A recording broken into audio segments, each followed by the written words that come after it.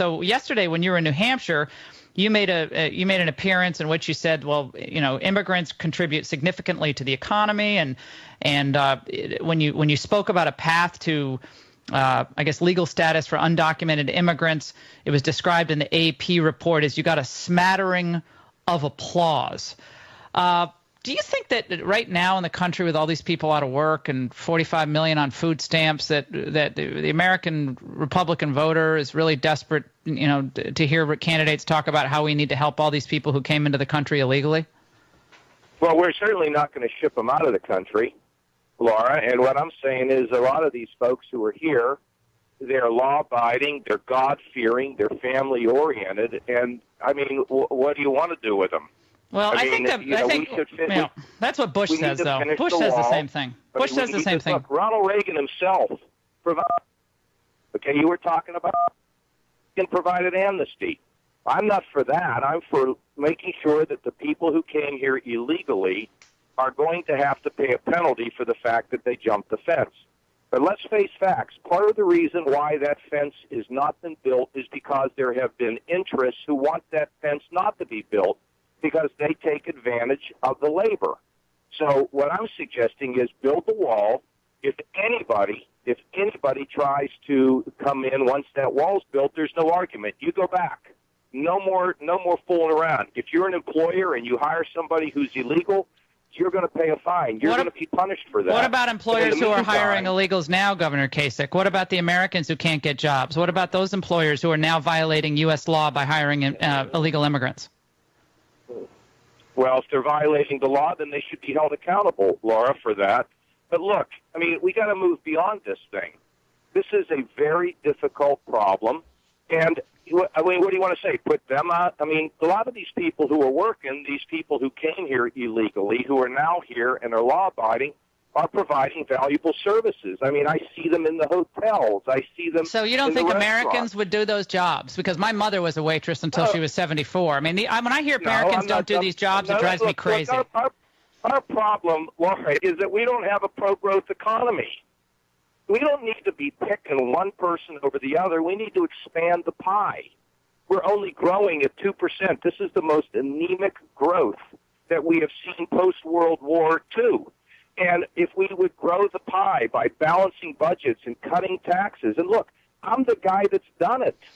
We're up 350,000 jobs in the state of Ohio since I've come in. When I was chairman of the budget committee, we balanced the budget and our economy was zooming. So let's not start pitting one American against another. Let's grow the pie Americans, so there's more Governor. jobs for everyone. Governor, no, but that is the problem. People who live here. Right, but they're not Americans. They're not. They violated our laws. They're not. And you say that businesses should be penalized, but where are they being penalized for hiring illegal immigrants? I mean, I'm here in Minnesota doing my show, and I was out getting a coffee this morning on the way to the studio, and I went into a Starbucks, and these two women, they look like native-born Americans. I mean, and chatting with them, I say, how's it going? She's like, well, a lot of people are making a lot of money in Minnesota, and it's like, well.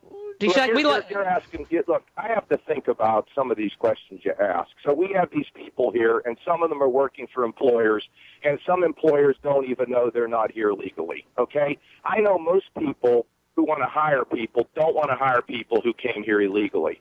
But let's get beyond this. Let's get this issue settled, and let's expand the pie so that more people can work, so we can reduce the frustration. In regard to my appearances at the town halls, Laura, I'm not really there to try to generate applause. I know how to generate applause with the best of them. But I'm there to tell people what I think. And guess what? I've gone from about 0 to basically tied for second place in New Hampshire in about 3 weeks. So something must be working, right? I'm not using an applause meter, but I'm just suggesting to you as the governor, I need to come up with practical solutions to real problems. Right, but as the president, we need to fix this immigration problem. Well, but again, I don't want to harp on just this with a lot of other issues, but I will tell you, and you talk to people every day. I talk to people every day. You were a media figure. You were in Congress, but the regular guy, let's say someone is 49 years old. never finished college today in this country, never finished college, but had a decent paying job, a middle class job, and maybe that job's not here anymore. Maybe it's overseas or innovation. I don't know. What do you say to that man when you say immigrants contribute significantly to the country? And I'm not saying some of them don't, but he sees his opportunities shrinking over the Bush term. But median wages haven't gone up for now, what is it, 17 years, Governor, 16 years, something like that. So predating Obama, during the Bush years, and you're not out there criticizing the Bushes, I understand, but we saw no growth for this country in those Bush years. We saw no middle income growth. We've done all these trade deals. China was in WTO. We promised that was going to bring up wages. None of it happened. We had tons of people coming across the border illegally. And then these middle class people are basically told, well, go learn to write code and maybe you'll get a job. I mean, I don't know what do you tell those people? Let me say a couple things. First of all, when I left Washington, we had a $5 trillion surplus, and I have not failed to point out in all of my meetings that the $5 trillion surplus was blown by Republicans. And when I left, the economy was roaring because we had a balanced budget and we'd cut taxes and things were on the move. It was the Republicans in the White House, in the House, and the Senate who blew the $5 trillion surplus, okay, number one. And number two, because of it, our economy slowed down. Number three, wages in Ohio are growing faster than the national average. And fourthly, on trade, you and I are pretty close because while I say that I favor free trade, when countries are dumping their products in this country and destroying Americans' jobs, and I've said this on television in my talks, we should not play footsie with them. We need to slam the door on those products coming into this country illegally.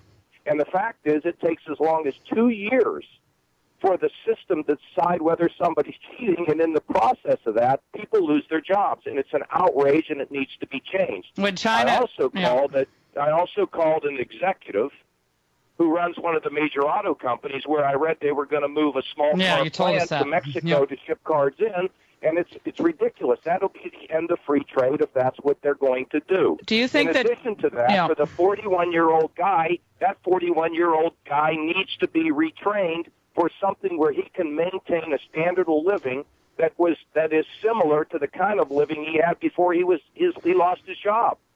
Yeah, my point is those, and we have a bunch of, I can go to the calls when you're on, but we have a lot of people calling in. Brad, Jacksonville, working construction site. Most do not speak English. No more Americans working in construction. Jacksonville, Florida, Kasich is off on what he's saying. We got people on the line from landscaping businesses, owned a landscaping business, 17 years, out of business, can't compete with illegal labor. So all I'm saying is I get it. I mean, you're a Christian guy, and you believe that everyone wants to come here. They're a good person. We should find a place for them. That's what a lot of people believe. I get that. I really do. But we have all these people out there who are seeing their way of life disappear, and they're not bad people. You know them. You meet them. What do you want to do with the 12 million that are here? You want to ship them back? I think that's do that. I think, give me the answer, Governor. That's not the way to look at it. I mean, the way to look at it is enforce current law, and if people can't get food stamps, they can't get all these benefits. They're not getting emergency room treatment. They're not getting all this stuff. If they don't get those benefits and can't work here, that most of those people aren't going to come here, right? So if we do the enforcement on the interior, we need to build the wall. Wait a minute, we need to build the wall so they don't get in anymore. The reason why we haven't built the wall is because everybody's fighting about what we should do, and the problem persists. I'm for building the wall and enforcing the law.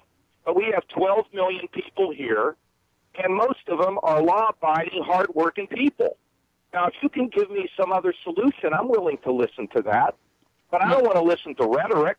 Well, the rhetoric. I want to listen to the reality of how we solve this. Right. Well, rhetoric is also you can't deport 12 million people. Well, we know Eisenhower deported 80,000 people, and he went out as one of the most popular presidents in modern history. So, I mean, a lot of people did. I mean, deportation is not a four-letter word, but somehow it's become a four-letter word in our conversation. But